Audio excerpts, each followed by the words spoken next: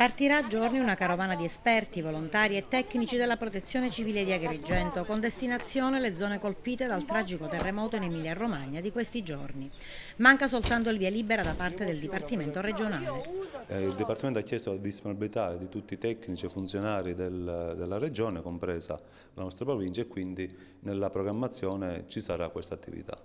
Ma qual è la situazione nella provincia di Agrigento? Su questo punto Costa rassicura, sottolineando come la mappa del rischio sia sempre aggiornata e monitorata. Tuttavia Costa non manca di bacchettare le amministrazioni comunali per i ritardi nella predisposizione dei piani, ritardi che ha spinto lo stesso capo dipartimento ad inviare propri tecnici e funzionari in aiuto. Guardi, noi abbiamo un punto privilegiato di osservazione, perché noi sappiamo quali sono i comuni che hanno già predisposto, si sono quindi dotati di un piano comunale di protezione civile, e purtroppo l'abbiamo rilevato assieme a Sua Eccellenza il Prefetto di Agrigento, assieme al Comandante dei Vigili del Fuoco in questi ultimi mesi,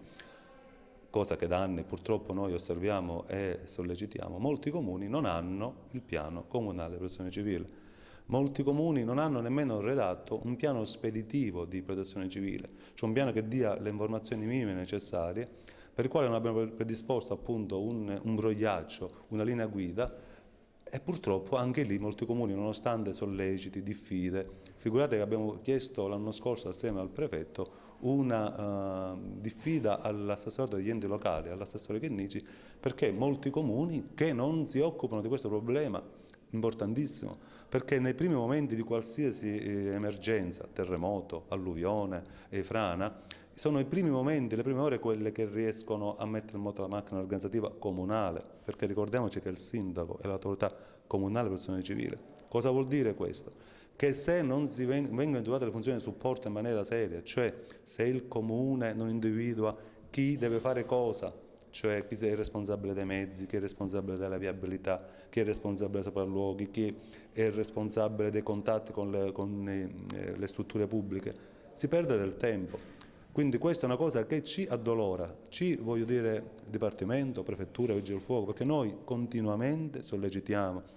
monitoriamo. Figuratevi, in questi giorni abbiamo avviato, proprio prima purtroppo devo dire di questo fatto drammatico del terremoto, una serie di sopralluoghi presso tutti i comuni della provincia per acquisire direttamente delle notizie basilari che ci servono: quali sono le zone di ammassamento, quali sono le zone d'attesa, quali comuni hanno il COC, cioè il centro comunale di protezione civile individuato, cioè sono cose a costo diciamo zero che purtroppo non vengono con la dovuta attenzione messe in